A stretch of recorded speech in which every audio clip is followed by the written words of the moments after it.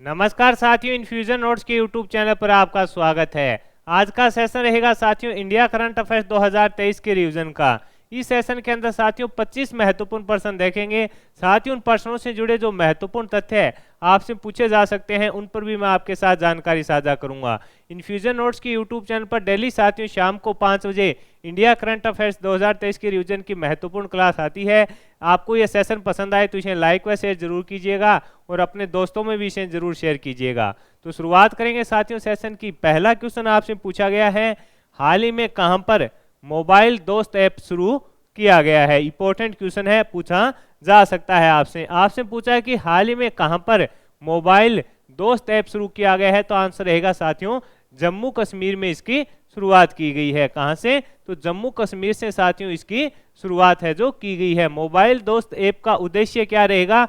तो जो जम्मू कश्मीर के लोग हैं साथियों और अपने सरकार के द्वारा जो भी महत्वपूर्ण योजना केंद्र सरकार के द्वारा चलाई जा रही है उससे उनको लाभ देना, यानी उनसे जो जानकारी है वो वहां तक पहुंचे। यानी सरकार ने ये योजना चला रखी है, इसकी जानकारी कश्मीर के जो नागरिक हैं उन तक पहुंचे। इसके लिए साथियों ये एक व्यापक रूप से मोबाइल दोस्त ऐप है जो शुरू किया गया था। आपसे पूछे कहां, तो आंसर रहेगा जम्मू कश्मीर से इसकी शुरुआत है जो की गई थी।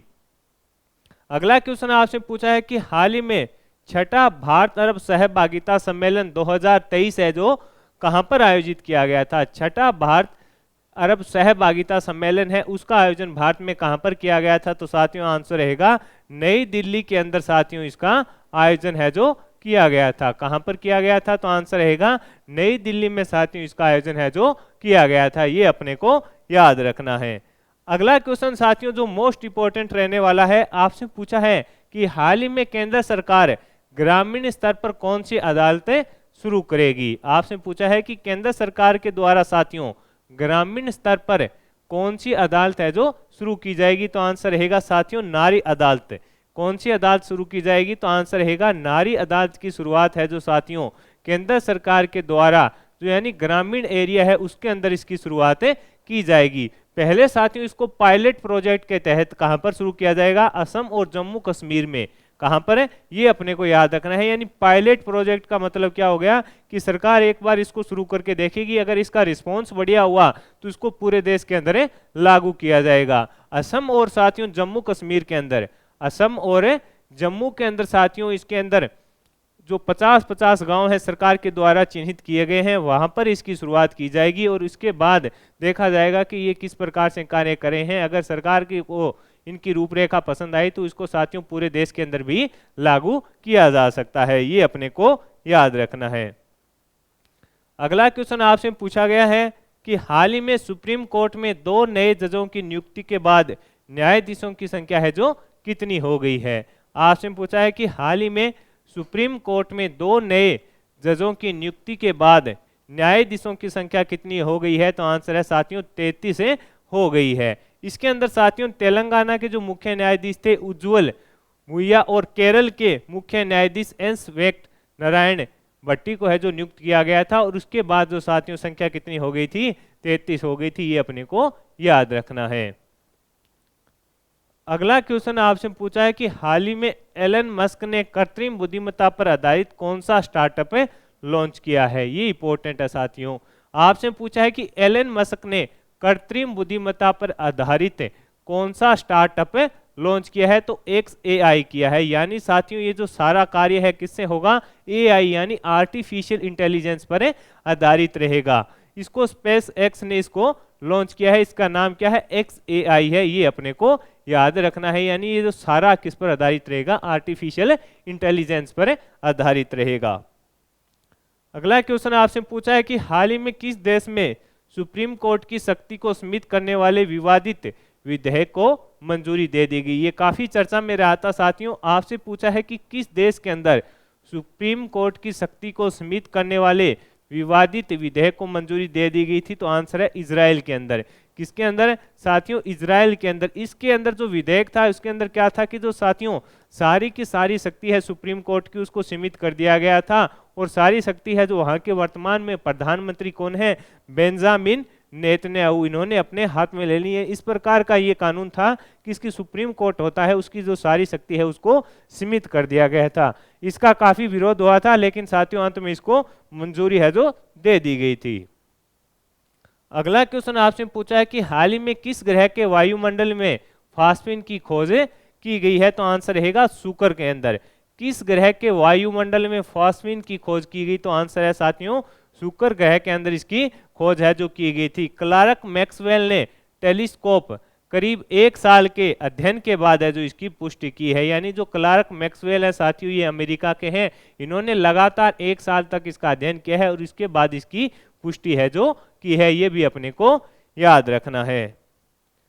अगला क्वेश्चन आपसे पूछा है कि हाल ही में संयुक्त राष्ट्र संघ के वैश्विक बहुआयामी निर्धनता सूचकांक के अनुसार भारत की कितनी आबादी है जो गरीबी से मुक्त हुई है, ये इंपॉर्टेंट है। आपसे पूछा है कि संयुक्त राष्ट्र संघ के वैश्विक बहुआयामी निर्धनता सूचकांक के अनुसार भारत की कितनी आबादी है जो गरीबी से मुक्त हुई है, तो आंसर रहेगा साथियों 41.50 करोड़ ये आबादी है जो आंकड़े आए हैं उनके आधार पर बताया गया है कि वो किसे गरीबी से मुक्त हुई है। ये जो आंकड़े हैं साथियों 2005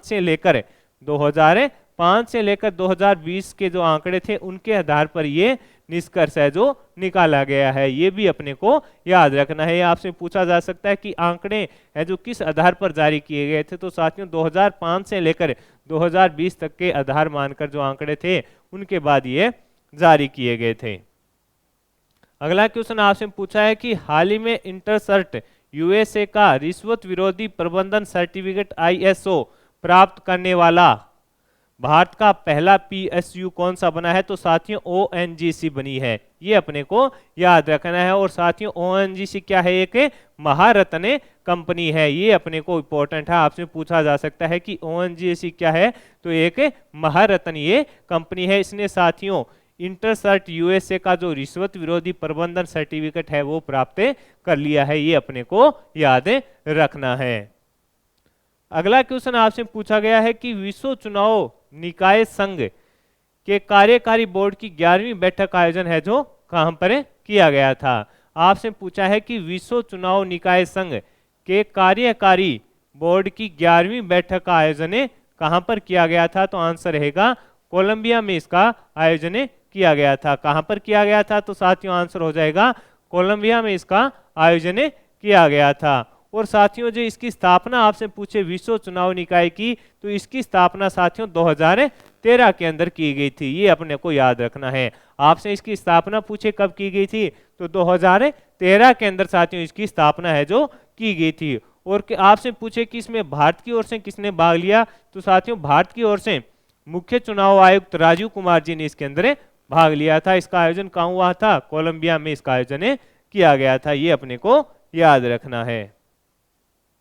अगला क्वेश्चन आपसे पूछा है कि हाल ही में तंजानिया के जजीबार में बन रहे IIT मद्रास कैंपस की पहली महिला डायरेक्टर किसे नियुक्त किया गया है। साथियों मोस्ट इंपोर्टेंट क्वेश्चन है, लगा लेना, आपसे पूछा जा सकता है कि तंजानिया में बन रहे IIT मद्रास के कैंपस की पहली महिला डायरेक्टर है जो किसे नियुक्त किया गया है, तो आंसर रहेगा प्रीति को नियुक्त किया गया है। प्रीति जी को इसका साथियों पहली महिला डायरेक्टर है जो नियुक्त किया गया है। इसकी साथियों जो सत्र है उसकी शुरुआत हो चुकी है अक्टूबर 2023 से, ये भी अपने लिए थोड़ा याद रखने का बेसिक है। आपसे पूछे कि सत्र की शुरुआत इसके अंदर कब से हुई है, तो अक्टूबर 2023 से इसकी शुरुआत है जो हो चुकी है, ये अपने को याद रखना है।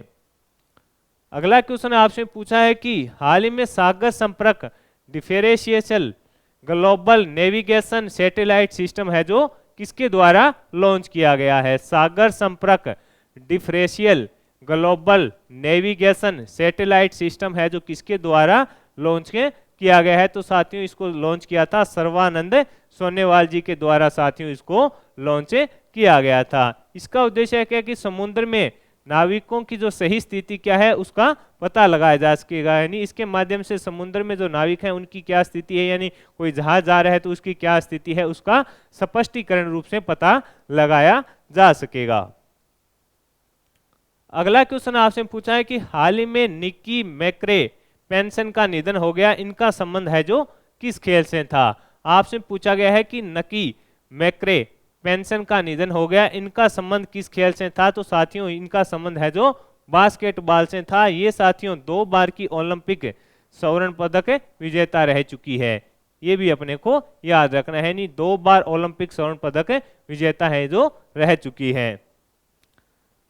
अगला क्वेश्चन आपसे पूछा है कि हाल में किस राज्य ने कुई भाषा को भारतीय संविधान की 8वीं अनुसूची में शामिल करने की सिफारिश की है? तो साथियों उड़ीसा के अंदर क्या है कि उड़ीसा के अंदर साथियों इसकी सिफारिश की गई है कि इसको अपने संविधान की जो 8वीं अनुसूची है उसके अंदर इसको शामिल है जो किया जाए। इनका मानना है कि इससे जो हमारी भाषा है उसको संरक्षण व संवर्धन मिलेगा, यानी इस पर कार्य किया जाएगा और भाषा के माध्यम से लोगों को आगे आने का मौका मिलेगा। इसके लिए साथियों ये सिफारिश है जो की गई थी। अगला क्वेश्चन आपसे पूछा है कि हाल ही में किस देश के द्वारा पीएम मोदी को Grand Cross of the Legion of Honour से सम्मानित है जो किया गया था? तो फ्रांस के द्वारा। हाल ही में किस देश के द्वारा पीएम मोदी जी को Grand Cross of the Legion of Honour से सम्मानित किया गया? तो साथियों आंसर क्या रहेगा? फ्रांस के द्वारा सम्मानित किया गया था। पीएम मोदी को फ्रांस के राष्ट्रपति मैनुअल मैक्रो के द्वारा ये जो सर्वोच्च सम्मान है साथियों वो प्रदान किया गया था। और आपको एक क्वेश्चन का आंसर कमेंट बॉक्स के अंदर देना है कि जो अपने साथियों गणतंत्र दिवस का समारोह है 2024 वाला, उसमें मुख्य अतिथि है जो किस देश के राष्ट्रपति हैं वो आपको बताना है। अगले क्वेश्चन पर बात करेंगे साथियों। अगला क्वेश्चन आपसे पूछा गया है कि ज्योति यारा जी ने एशियाई एथलेटिक्स चैंपियनशिप में कौन सा मेडल जीता है? आपसे पूछा है कि ज्योति यारा जी ने एशियाई एथलेटिक्स चैंपियनशिप में कौन सा मेडल जीता है? तो आंसर रहेगा गोल्ड इन्होंने जीता है। कौन सा मेडल जीता है? तो आंसर रहेगा गोल्ड मेडल इन्होंने जीता है। इसका आयोजन जो प्रतियोगिता है वो कहां पर आयोजित की गई? तो साथियों इसका आयोजन थाईलैंड के बैंकॉक में किया गया था। ज्योति यारा जी ने साथियों 100 मीटर बाधा दौड़ में, ये इंपॉर्टेंट है, किसमें जीता है? 100 मीटर की जो बाधा दौड़ थी साथियों, 100 मीटर की बाधा दौड़ के अंदर इन्होंने गोल्ड जीता है और प्रतियोगिता का आयोजन थाईलैंड के बैंकॉक में किया गया था। ये अपने को याद रखना है। अगला क्वेश्चन आपसे पूछा है कि हाल ही में संयुक्त समुद्री बल अभ्यास ऑपरेशन साउदर्न रेडिनेस 2023 में किस भारतीय जहाज की है जो भागीदारी रही थी? तो साथियों इसके अंदर आईएनएस सुनैना है जो भाग लिया था। और ये जो अभ्यास था साथियों बहुराष्ट्रीय अभ्यास था, यानी इसके अंदर काफी देशों ने भाग है जो लिया था। इसके अंदर अपना आईएनएस सुनैना ने भाग लिया था, ये अपने को याद रखना है। हाल ही में एशियाई प्रशांत में मनी लॉन्ड्रिंग ग्रुप का पर्यवेक्षक बनने वाला पहला अरब देश कौन सा बना है? ये इंपॉर्टेंट क्वेश्चन है साथियों। हाल ही में एशियाई प्रशांत मनी लॉन्ड्रिंग ग्रुप का पर्यवेक्षक बनने वाला पहला अरब देश कौन सा बना है? तो आंसर रहेगा साथियों संयुक्त अरब अमीरात है जो इसका पहला पर्यवेक्षक देश बना था। उद्देश्य क्या है साथियों? जो मनी लॉन्ड्रिंग है जिसके माध्यम से आतंकवादियों को धन पहुंचाया जाता है उसको रोकने का ये कार्य करते हैं, ये अपने को याद रखना है। और उसका साथियों पहला अरब देश कौन सा पर्यवेक्षक बना है? तो संयुक्त अरब अमीरात बना है। ये अगला क्वेश्चन आपसे पूछा है कि चंद्रयान 3 को किसने लॉन्च किया था? तो इसरो के द्वारा इसको लॉन्च किया गया था, ये अपने को याद रखना है। और साथियों इसके अंदर जो कुल वजन था इसका 3900 किग्रा था और लैंडर का वजन है जो 1726 किग्रा था, ये अपने को याद रखना है। अगला क्वेश्चन आपसे पूछा है कि हाल में विश्व का सबसे बड़ा अंतर्राष्ट्रीय मंदिर सम्मेलन और एक्सपो कहां पर आयोजित किया गया था? तो उत्तर प्रदेश के अंदर इसका आयोजन है जो किया गया था। हाल ही में विश्व का सबसे बड़ा अंतर्राष्ट्रीय मंदिर सम्मेलन कहां? तो उत्तर प्रदेश के वाराणसी में इसका आयोजन किया गया था। और साथियों इसके अंदर आपसे पूछे कब से कब? तो 22 से लेकर साथियों 24 जुलाई तक, कब से कब किया गया था ये इंपॉर्टेंट है। तो आंसर रहेगा 22 से साथियों 24 जुलाई तक इसका आयोजन किया गया था, ये भी अपने को याद रखना है। नहीं कब से कब तक इसका आयोजन किया गया था? तो 22 से लेकर 24 जुलाई तक इसका आयोजन किया गया था। अगला क्वेश्चन आपसे पूछा है अंडर 21 यूरोपीय चैंपियनशिप का खिताब है जो किसने जीता है? आपसे पूछा है कि अंडर 21 यूरोपीय चैंपियनशिप का खिताब किसने जीता? तो आंसर रहेगा साथियों इंग्लैंड ने जीता। किसने जीता? इंग्लैंड ने साथियों ये खिताब अपने नाम किया था। अब आपसे पूछेगा इंग्लैंड तो विजेता बना, उपविजेता कौन बना था साथियों? तो उपविजेता स्पेन बना था। उपविजेता कौन बना था? तो उपविजेता साथियों स्पेन बना था। ये अपने को याद रखना है। उपविजेता कौन बना था? स्पेन इसके अंदर साथियों उपविजेता रहा था।